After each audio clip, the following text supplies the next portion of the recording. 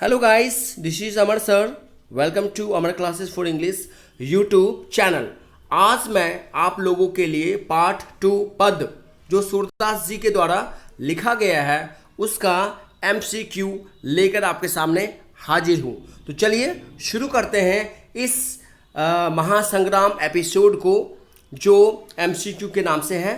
तो चलिए स्टार्ट कर देते हैं। तो सबसे पहले सूरदास जी जो हैं, सूरदास जी का जन्म 1478 ईस्वी में सीही ग्राम फरीदाबाद दिल्ली में हुआ था। ठीक है, इनके जन्म के बारे में बहुत सारे लोगों का मतभेद है। तो किताब में सीही ग्राम लिखा हुआ है, इसी वजह से मैंने सीही ग्राम लिखा है। और कुछ और जगह की बात करें तो रुनकता में भी इनका जन्म हुआ था, ऐसा लिखा गया है। तो चलिए चलते हैं। इनकी मृत्यु कब हुई? तो इनकी मृत्यु 1583 ईस्वी में हुई थी। ठीक है ना, सूरदास जी की मृत्यु 1583 ईस्वी में हुई थी। कहाँ पर? तो पारसौली में। और पारसौली कहाँ है? तो गोवर्धन। गोवर्धन के बारे में तो जानते ही होंगे। ठीक है ना। इनके पिता पंडित रामदास सारस्वत जी थे और इनकी माता जमुना दास थी। इनके जो दीक्षा गुरु हैं वो महाप्रभु श्री वल्लभाचार्य हैं और इनकी रचनाएं सूरसागर, सुरसावली, साहित्य लहरी और राधा रस केली है। अब चलते हैं हम MCQ पर। ठीक है, ये जो टॉप 30 MCQ देख रहे हैं, इस MCQ को पढ़ने के बाद आपको सारे कविता या पद का जो सारांश होता है वो पता आपको चल जाएगा। तो चलिए स्टार्ट करते हैं कि सूरदास जी जो हैं वो सूरदास किस भाषा के कवि थे? तो सूरदास ब्रज भाषा के कवि थे। किस भाषा के कवि थे? ब्रज भाषा। सूरदास किस धारा के कवि थे? तो सूरदास जी जो हैं वो कृष्णाश्री मतलब कृष्णाश्रयी धारा के कवि थे, क्योंकि सूरदास जी श्री कृष्ण के भक्त थे। ठीक है। तीसरा नंबर क्वेश्चन है कि सूरदास को किस चीज़ की भूख है? तीसरा नंबर क्वेश्चन, सूरदास को किस चीज़ की भूख है? तो सूरदास जी को कृष्ण की झूठन का भूख है। नंबर 4, सूरदास किस मुगल शासक के समकालीन थे? समकालीन का मतलब होते हैं कि उनके ईस्वी में, उनके शासन के दौरान ये थे। तो यहाँ पर हो जाएगा आपका अकबर। ये अकबर राजा के समकालीन थे। अगला क्वेश्चन नंबर 5 में चलते हैं। तो 5 में है कि निम्नलिखित में से कौन सी रचना सूरदास जी की नहीं है? ठीक है, कौन सी रचना सूरदास जी की नहीं है? तो सूरसागर है, सुरसावली है, साहित्य लहरी है, लेकिन सत सही नहीं है। तो इसका करेक्ट आंसर बी हो जाएंगे, सत सही। ठीक है। क्वेश्चन नंबर 6, सूरदास जी हिंदी साहित्य के किस काल के कवि हैं? तो सूरदास जी जो हैं वो भक्ति काल के कवि हैं। किस काल के कवि हैं? भक्ति काल। क्वेश्चन नंबर 7 में चलते हैं। क्वेश्चन नंबर 7 कह रहा है सूरदास के काव्य में किस रस का प्रयोग हुआ है? तो सूरदास के काव्य में जो है वात्सल्य रस का प्रयोग हुआ। वात्सल्य मतलब प्यार। ठीक है ना, वात्सल्य माँ का जो ममता होता है, ठीक है ना, उसका प्रयोग हुआ है इसमें। अगला क्वेश्चन है क्वेश्चन नंबर 8, सूरदास का जन्म कब हुआ था? सूरदास का जन्म कब हुआ था? ठीक है, तो सूरदास जी का जन्म जो है 1478 में हुआ था। कब हुआ था? 1478 में। और क्वेश्चन नंबर 9, सूरदास जी का निधन कब हुआ था? तो 1583 में। इनका जन्म 1478 और मृत्यु 1583 में हुई थी। ठीक है। चलिए क्वेश्चन नंबर 10 में अगर चलते हैं तो ये बोल रहा है सूरदास जी का जन्म कहाँ हुआ था? तो सूरदास जी का जन्म जो है, ये जो ऑप्शन है, दिल्ली के सीही ग्राम में, दिल्ली के सीही ग्राम में हुआ था। क्वेश्चन नंबर 11 है सूरदास की अभिरुचि किस काम में थी? तो सूरदास की जो अभिरुचि मतलब उनकी जो रुचि थी, काम करने में जो मन लगता था, वो था पर्यटन, घूमने फिरने में, सत्संग में, कृष्ण भक्ति एवं वैराग में। तो इसका उत्तर उपयुक्त सभी हो जाएंगे, मतलब तीनों में इनका मन लगता था, रुचि था। ठीक है। क्वेश्चन नंबर 12, सूरदास के दीक्षा गुरु कौन थे? तो सूरदास के जो दीक्षा गुरु थे, ठीक है ना, शिक्षा गुरु अलग होते हैं, दीक्षा गुरु अलग होते हैं। तो दीक्षा गुरु जो थे महाप्रभु वल्लभाचार्य थे, महाप्रभु वल्लभाचार्य। क्वेश्चन नंबर 13 में चलते हैं। तो 13 कह रहा है कि सूरदास जी का व्यक्तित्व कैसा था? तो सूरदास जी जो थे वो जन्म से अंधे थे, मृदुल विनम्र भावुक इंसान थे, अंतर्मुखी स्वभाव, मतलब वो ज़्यादा किसी से बातचीत नहीं करते थे और वो हमेशा कविता में मग्न रखते थे। ठीक है। तो इसका मतलब ये हो गया कि सूरदास जी का जो व्यक्तित्व कैसा था, तो यहाँ पे इसका करेक्ट आंसर डी हो जाएगा, उपयुक्त सभी। ठीक है।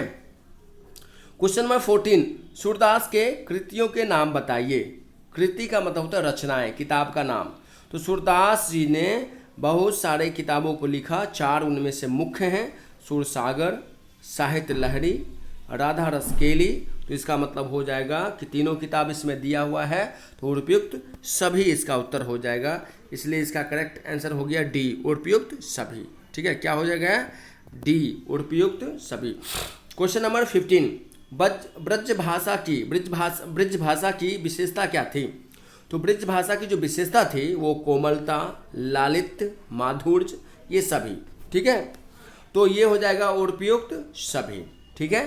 क्वेश्चन नंबर 16, सूरदास के पद, जब सूरदास के पद जब आप पढ़ते हैं उसमें 2 पद है, प्रथम पद और सेकेंड पद। ठीक है। तो सूरदास के पद जो है वो किस पुस्तक से लिए गए हैं? तो सूरदास के जो पद हैं वो सूरसागर से लिया गया। किस पुस्तक से लिया गया है? तो सूरसागर से लिया गया। क्वेश्चन नंबर 17 में चलते हैं। क्वेश्चन नंबर 17 में बोल रहा है कि सूरदास ने शिक्षा कैसे ग्रहण की? सूरदास जी ने शिक्षा को कैसे ग्रहण किया? तो स्वाध्याय द्वारा ज्ञान अर्जन, काव्य रचना हुआ, संगीत का विषाद ज्ञान एवं अभ्यास, विशाल लोक ज्ञान, उपयुक्त के सभी। तो सूरदास जी ने जो शिक्षा को ग्रहण किया था वो खुद से पढ़कर, लोगों से मिलकर, काव्य की रचना को करके, लोगों से मिलजुल कर, जहाँ से इनको ज्ञान मिला वहाँ से उन्होंने ज्ञान को उठाया। तो इसका करेक्ट आंसर हो जाएगा डी, उपयुक्त के सभी। तो 17 का उत्तर क्या हो गया? सूरदास ने शिक्षा कैसे ग्रहण की? तो उपयुक्त के सभी हो जाएंगे इसका करेक्ट आंसर। अगला क्वेश्चन जो है वो है तमचूर का क्या अर्थ है? तो तमचूर का अर्थ होता है मुर्गा। जब आप किताब को पढ़िएगा तो इसका उत्तर आपको पता चलेगा। तमचूर का क्या अर्थ होता है? तो मुर्गा होता है। सूरदास, क्वेश्चन नंबर 19, सूरदास किस मार्ग में दीक्षित हुए थे? किस मार्ग में थे? तो सूरदास जी जो थे वो पुष्टि मार्ग में दीक्षित हुए थे, पुष्टि मार्ग। ठीक है। इसमें जो अष्ट छाप होते हैं, पुष्टि मार्ग होते हैं, तो ये सारे चीज़ क्या है? अष्ट छाप, ठीक है ना, अष्ट छाप और पुष्टि मार्ग, ये दोनों क्या है? मतलब ये महाप्रभु वल्लभाचार्य के शिष्यों के द्वारा जो कृष्ण की भक्ति करती थी ना, ठीक है ना, उन सारे समूह को, ठीक है, जो कवि थे उनको अष्ट छाप के कवि कहते हैं। और उनकी जो भक्ति करने का जो मार्ग था सूरदास का या महाप्रभु वल्लभाचार्य का भक्ति करने का जो मार्ग था, जो साधन था, वो पुष्टि मार्ग था। तो इसका मतलब ये हो गया सूरदास जी भी उनमें से एक हैं। तो सूरदास जी किस मार्ग में दीक्षित हुए थे? तो सूरदास जी जो है वो पुष्टि मार्ग में दीक्षित हुए थे। किस मार्ग में? पुष्टि मार्ग में।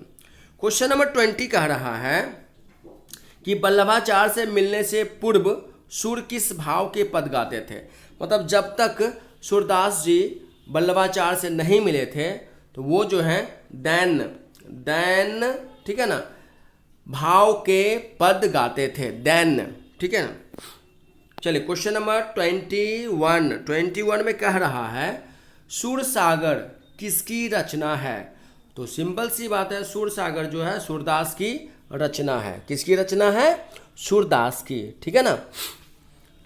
क्वेश्चन को देखिए, पढ़ने की कोशिश कीजिए, मन लगाइए पढ़ने में। ठीक है ना, कि जो जब तक मन नहीं लगाएंगे किसी भी चीज़ में तब तक आप उसमें माहिर नहीं बन सकते। बस थोड़ी सी कष्ट करनी है। ठीक है।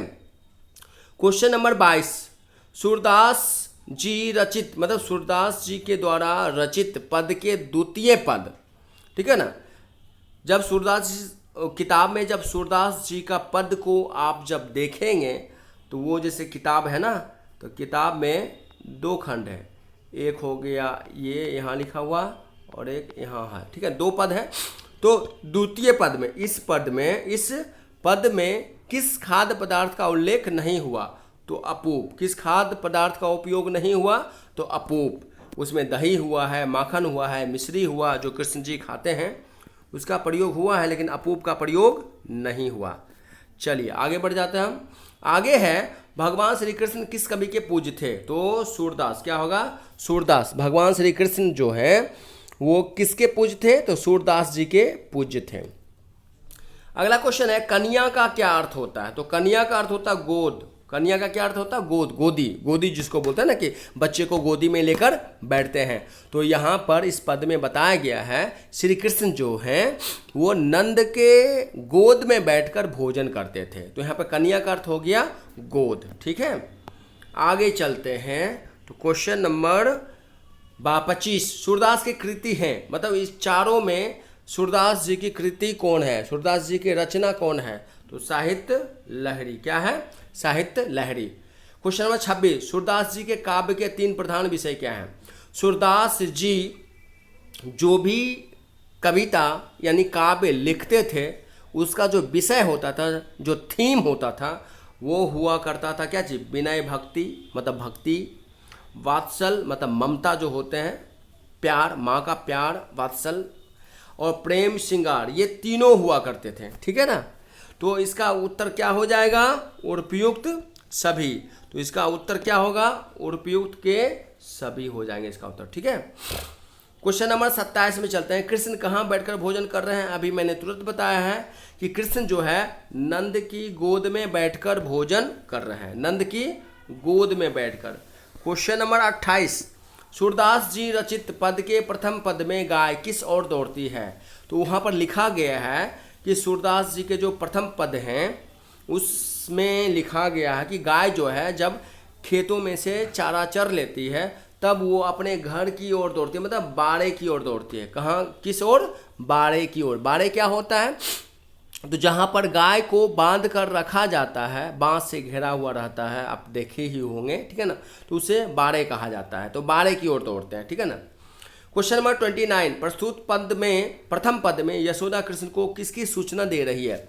जब आप कविता को पढ़ते हैं तो उसमें यशोदा माई जो है, कृष्ण की जो माँ है, ठीक है ना, वो कृष्ण जी को उठाती है और कहती है कि बेटा उठ जाओ। ठीक है ना। भोर हो रही है, मुर्गे जाग चुके हैं, पक्षी चहचहा रहे हैं, कमल के फूल खिल चुके हैं। ठीक है ना। कुमुदनी मुरझा चुकी है। तो भोर होने की सूचना दे रहे हैं। क्या चीज़ होने की सूचना दे रही है यशोदा माई कृष्ण को? तो भोर होने की। ठीक है। क्वेश्चन नंबर 30, निम्नलिखित में से कौन सा कवि अष्टछाप के नहीं है?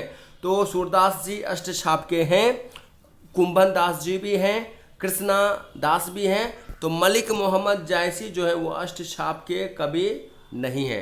तो इसका करेक्ट आंसर हो जाएगा मलिक मोहम्मद जायसी। क्या हो जाएंगे? मलिक मोहम्मद जायसी। ठीक है। तो अगर वीडियो ये पसंद आया हो तो प्लीज़ मेरे इस वीडियो को ज़रूर लाइक कीजिए, और जितने सारे स्टूडेंट हैं बिहार बोर्ड के वो सारे इस वीडियो को अगर देखते हैं तो निश्चित रूप से आपको एक भी MCQ नहीं छूटेगा एग्जाम में बनाने के लिए। तो चलिए हम रोज़ 1 या 2 वीडियो अपलोड करेंगे। आप सिर्फ हिंदी का वीडियो जो है आप लोग देखिए। इसके बाद जो है हम 5 रोज़ के बाद, यानी 5 रोज़ के बाद जो है इंग्लिश का हम स्टार्ट करेंगे, अगर आप मेरे साथ बने रहते हैं तो तैयारी आपकी बिल्कुल ज़बरदस्त होने वाली है, ये मेरा वादा रहा। अगर आप पढ़ रहे हैं जैसे जैसे मैं आपको बता रहा हूँ तो फिर देखिए एग्ज़ाम में क्या होता है। ठीक है, ओके, थैंक यू।